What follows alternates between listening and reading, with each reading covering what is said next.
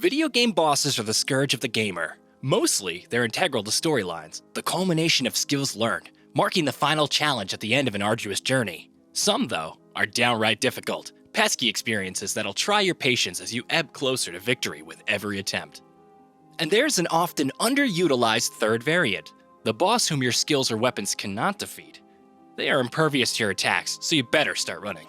Cyclops, Cuphead.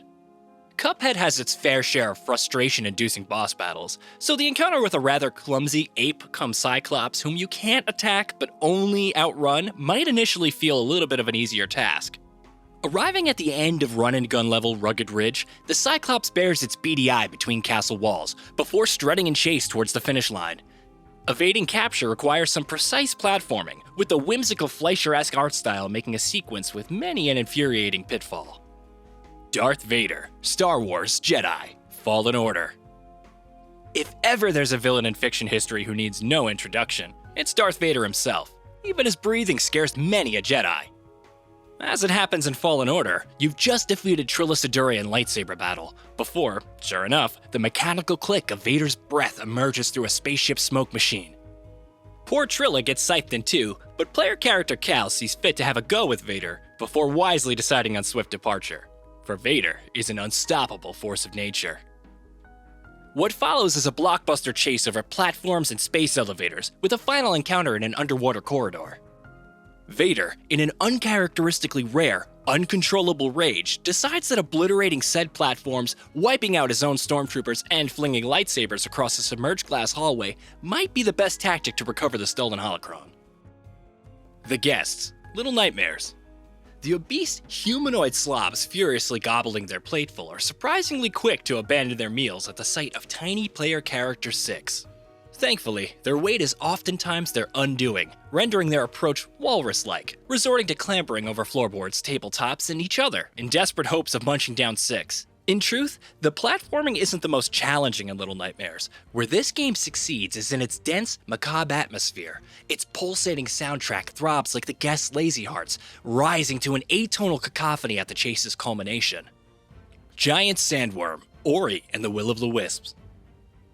The giant sandworm chase through the wind-torn ruins is nightmare fuel, plain and simple. Escaping the labyrinthian ruins requires deft application of Ori's techniques. Seriously, you need to be on point with your grapples and dashes, as this worm is relentless. Burrowing through the sand, though, frustratingly feels clumsy, as smashing into rock walls is all too easy. Once momentum is disturbed, you're worm food. With no checkpoints in sight until the chase's end, successfully evading the giant sandworm is a war of attrition, a feat of trial and error, ebbing closer to the end with each attempt. The Gopher, Unravel. Yarny's peaceful stroll through the scenic mountain trek stage in Unravel is rudely interrupted by a gopher with an attitude. After unexpectedly falling into an underground water cave, said gopher pops out of the ground angrily baring teeth, seemingly after some yarn to chew. To be honest though, the gopher's bark is worse than its bite in the initial encounter. After Yarny's raft ride across the pond, it's job done, see you later. But wait! That dastardly little gopher has swum across in hot pursuit, giving chase through another network of caves.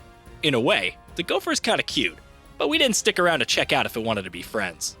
Alibreje, Guacamele.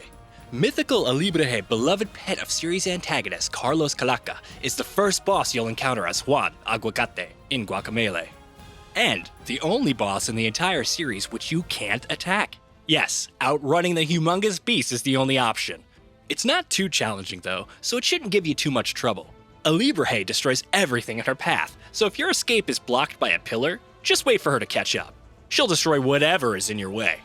Before long, she'll fall through a platform into a bowl of lava, her own size crumbling the flimsy barrier between her and sudden, melty death. The Executioner, Alice, Madness Returns. Exploring the creepy atmosphere of the dimly lit castle occupies Alice's time for a chunk of her journey. Its foreboding, dark fantasy setting somewhat lulls the player into a routine of floating platforms and chain-pulling puzzles, until, boom! A gaggle of easily defeated enemies emerge. However, they're merely just distraction for the main event, the Executioner himself. Protruding scythe first out of a wall of blood and guts, Alice's inner narrative advises prudent exit, and indeed, fleeing is the only option in this multi-stage evasion. the executioner smashes down doorways and punctures holes in the ground, refusing to give up in desperate attempt to decapitate Alice. Pyramid Head, Silent Hill 2. Silent Hill's iconic Pyramid Head is a genuinely grotesque, vaguely human-esque figure dressed as a butcher. Pyramid Head is revealed to represent protagonist James' inner guilt and shame, an extreme manifestation which can't be bested by brute force or bullets. Our first encounter with Pyramid Head is in the hotel corridor. He stands there, unmoved, waiting. His unspeakable actions carried out on contorted mannequins in subsequent encounters are gross for sure, but, for me, it's the vision of him standing there in the hallway that turns my stomach. By the game's end, James has had enough. For now, he realizes Pyramid Head's true purpose. Still, the groans in the dark, the giant clunking spear dragging, it's disturbingly beautiful horror. The Maw, the Medium. Describing the Maw as an extremely evil beast is possibly the understatement of the century. Not least for an entity with an axe for a head, the Maw is all manners of horror archetypes. With its psychological manipulation, shape-shifting to memories of deceased loved ones, it's able to transcend realms, influencing living humans to undertake its nefarious endeavors. Its evil desires for possession, satisfying an appetite for slaughter in the hands of its victims. Yep, this is one shady dude, and our medium Marianne would do well to outrun this beast. Great Serpent, Sekiro, Shadows Die Twice. First encountered in the rugged, snow-kissed cliff tops of the Sunken Valley Passage, the Great Serpent is a huge hulk of floating snake, slithering through the valleys, its tongue flicking the air as if tasting your presence. And all you can do is hide. Use trees, cliffs, undergrowths, and palanquins, but it'll spot you soon enough. And when it does, like all Soulsborne games, it becomes a tactical battle. It's a supremely animated segment culminating in you dishing out just enough pain to make an escape. You'll later learn how to slay this mighty beast, but for now, all you can do is avoid. ANUBIS, Zone of the Enders. Stylish hovering mech warriors meet in space battle throughout Zone of the Enders. Your mech, known as Orbital Frames in the game, is a supremely powerful machine. However, it is no match for the invincible ANUBIS, who you'll encounter for the first time, by surprise, right at the end of the game. Perhaps in panic, but delivered in typical stoic fashion, your mech's AI warns you can't win, and flying away is highly encouraged.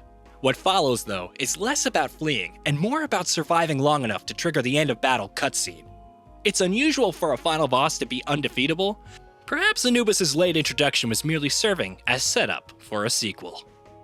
Fortune, Metal Gear Solid 2, Sons of Liberty. More Kojima hijinks after the undefeatable Anubis? Hideo clearly has a taste for invincible enemies. Fortune, also known as Lady Luck, possesses the superhuman ability to evade bullets. We're to believe it's not through any known supernatural capability, just that she's really good at battles. Although, to be fair, she doesn't even try to move out of the way of Raiden's gunfire during the post-fight cutscene, hinting at her knowing of some psychic ability. Either way, Raiden's attacks are useless, and it's another experience chalked up to surviving long enough to progress. Mutant Rancor, Star Wars, Jedi Academy. Jabba's vanilla Rancor in Return of the Jedi was already pretty mutated, its fierce, bulging face punctuated by sniffling howl. The mutant Rancor, discoverable in Star Wars Jedi Knight, is like what you'd get if you let a 6-year-old redesign the Rancor with a bunch of crayons. It's green, for a start, with neon spikes sticking out its back. It has shell-like wings across its sides to protect it from blast guns, and metal plates shielding its eyes.